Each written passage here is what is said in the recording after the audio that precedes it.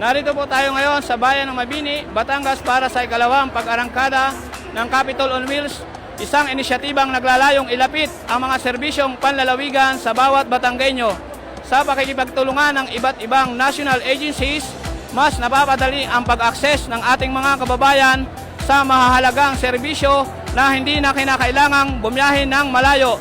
Kamakailan lamang ay naglunsad ang Batangas ng All Here So Near Summer Campaign Video kasama ang bayan ng Mabini sa mga naitampok na lugar. Ang kampanyang ito ay hindi lamang nagpapakita ng likas na kagandahan at yamang turismo ng Batangas, kundi nagbibigay diin sa mahalagang papel ng aming mga tourism workers.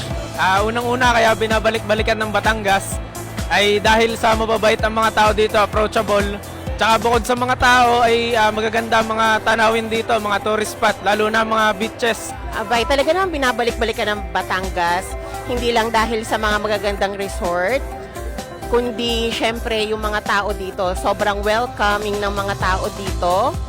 At especially, marami talagang may offer ang bayan ng Mabini, kagaya ng lomi, halo-halo, pastries, suman. Kaya kung ako sa inyo, pumunta kayo dito para ma-experience nyo ang ganda ng Mabini. Maganda din po dito ang dagat namin, malinis, masarap ang hangin. Lagi po kami nagkakandak ng Baywatch Patrol sa area po ng Anilao Proper at Anilao East para ma-ensure namin ang kaligtasan ng ating mga beachgoers. Lagi po binabalik-balikan ng Batangas kasi very accommodating po lahat ang mga tao dito. Tsaka po, nasisecure po talaga natin, nasisigurado natin ang safety. At tsaka peaceful po kasi ang ng Batangas, ang lugar.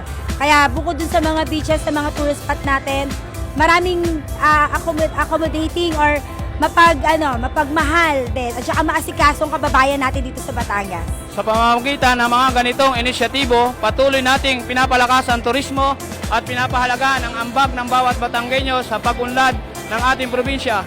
Ang Mabini ay isa sa patunay na ang ganda at sigla ng ating lalawigan ay tunay ngang all here so near.